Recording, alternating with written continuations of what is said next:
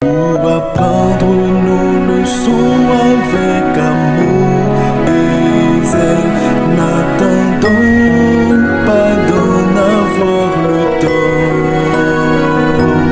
mais pour graver dans nos cœurs chacun de son nouvelle, ayant chaque jour un instant. Amis, étudions nos leçons. Amis, étudions chaque jour, et nous aurons la paix du cœur et de son grand amour. Si nous étudions chaque jour, amis, étudions nos leçons. Amis, étudions chaque jour, et nous aurons la paix du cœur et de son grand amour. Si nous étudions chaque jour.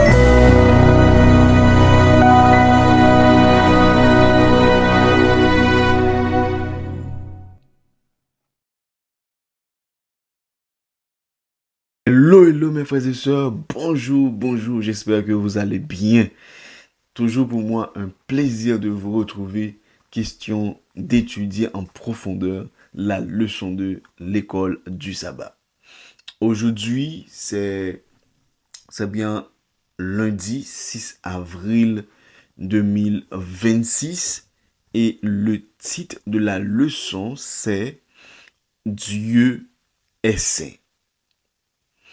Mes frères et sœurs, et si le mot le plus important pour décrire Dieu était aussi celui que nous comprenons le moins? C'est qu'aujourd'hui, on parle beaucoup d'amour, beaucoup de bénédiction, beaucoup de succès, mais très peu parlent de la sainteté de Dieu. Pourtant, la Bible nous montre que la sainteté de Dieu est au centre de tout ce que Dieu est.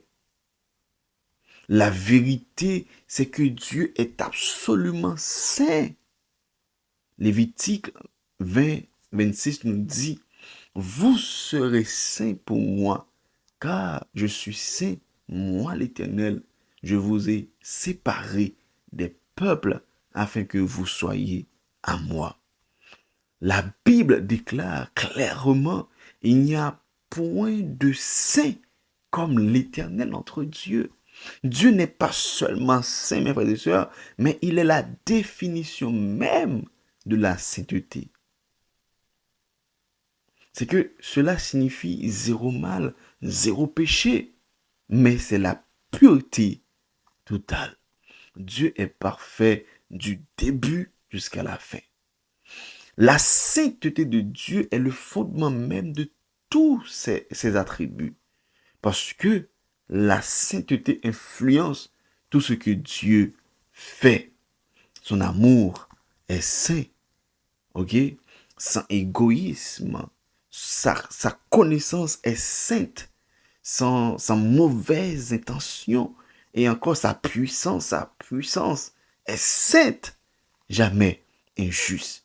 Mes frères et sœurs, imaginez un Dieu puissant, mais pas saint. C'est problème, c'est très dangereux. Imaginez un Dieu qui connaît toute bagaille, hein, qui sait, mais il est terrifiant. C'est la sainteté qui rend digne la confiance. D'accord? Mais quelle est la réaction de l'homme même face à la sainteté de Dieu? Dans Ésaïe 57, verset 15, il dit, « Car ainsi parle le Très-Haut, dont la demeure est éternelle et dont le nom est saint.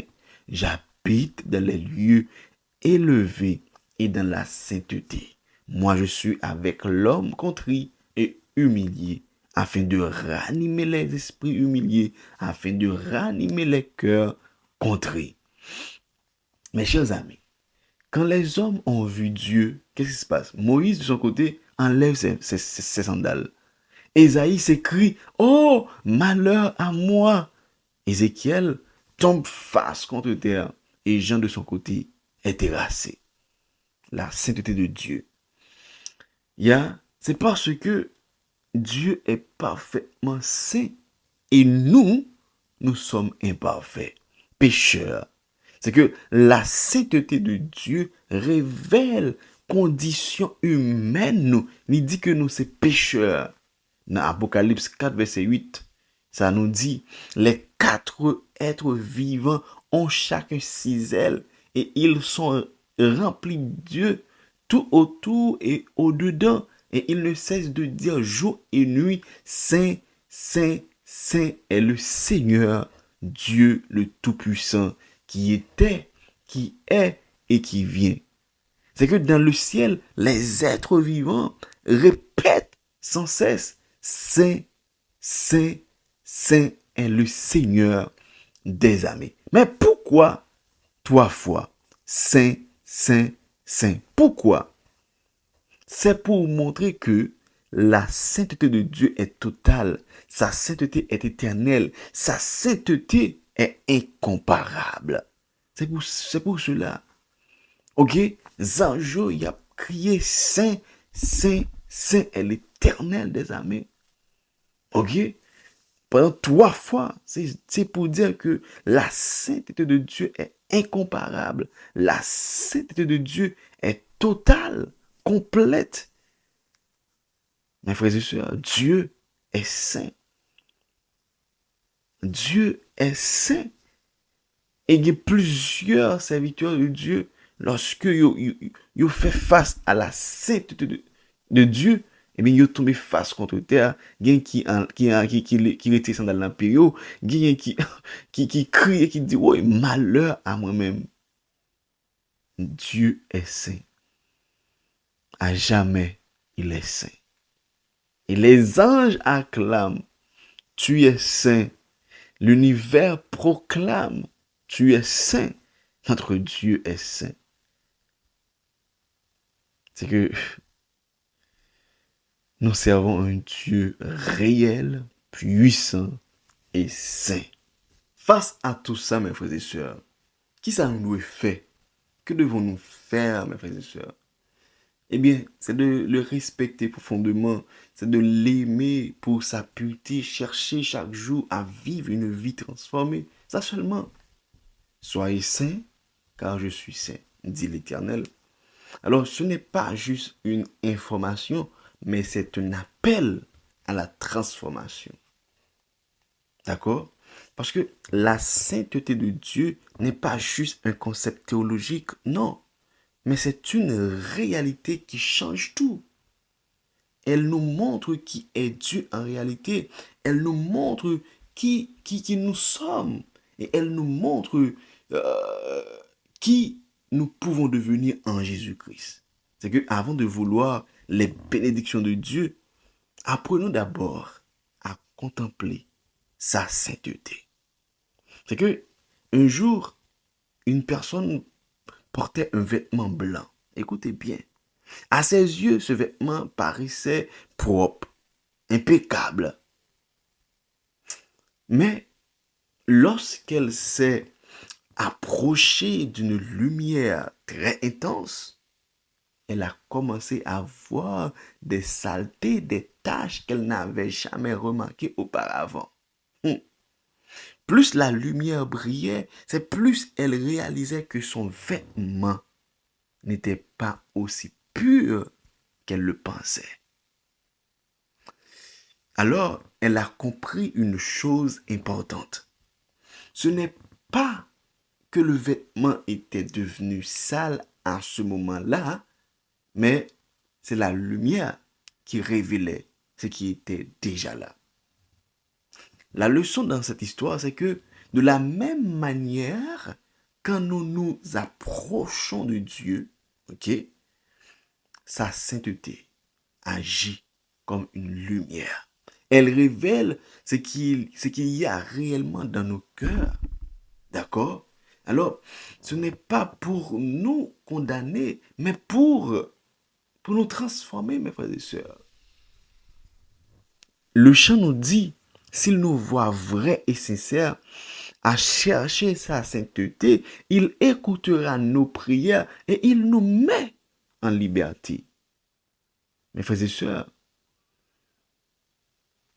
pendant que nous avons besoin de la bénédiction de Dieu, mais nous devons chercher la sainteté. Nous devons chercher la sainteté. C'est que, même si l'histoire, monsieur, il était un rat, pour lui penser qu'il y a une belle rade sous lui, rade éclairé, pour lui penser rade blanc. C'est normal, il était dans le fait noir. Mais automatiquement, commencer à gagner lumière, c'est là ça l'a réalisé que rade sous lui en sale. Mes frères et sœurs, avant même que nous cherchions la bénédiction de Dieu, son pardon et autres, chercher sa sainteté. Laisse ça, il écoutera nos prières et il nous met en liberté. D'accord? Mais nous allons prier. Nous allons demander bon Dieu pour qu'il nettoyer nous, transformer nous et révéler tout ça qui n'est pas bon en nous. Nous allons prier le Seigneur. Nous allons inviter pour qu'il prenne une position révérencieuse pour cette prière. Prions le Seigneur. Seigneur Dieu, tu es saint, parfaitement pur et digne de toute adoration. Nous reconnaissons que sans toi, nous sommes faibles, mais devant ta sainteté, nous venons avec humilité. Purifie nos cœurs, transforme nos vies et aide-nous à refléter ta sainteté chaque jour. Apprends-nous, Seigneur, à t'aimer, à te respecter et à marcher selon ta volonté. C'est au nom de Jésus-Christ que nous te prions. Amen. Mes frères et sœurs, nous pas dit plus, nous étions là. Cette leçon, c'était Dieu est saint. J'aime toujours dire, un like fait plaisir. Un partage fait plaisir. Un commentaire, un juste une petite parole, une question, une idée, une opinion. Écris dans le commentaire, la fait bien.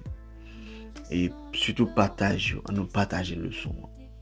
Dans plusieurs groupes, sous statut WhatsApp, nous avec nos amis. Ça c'est un travail qu'on fait, ça c'est une mission ça. D'accord, c'est prêcher à travers les réseaux sociaux. C'était votre ami, votre serviteur, Guy Caleb. Ciao, à la prochaine.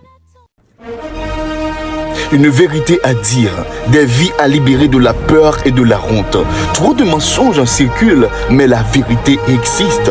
Dieu est le créateur de toutes choses. Le moment est venu de la dire. Oui, le moment est venu de dire la vérité. Dis-le au monde.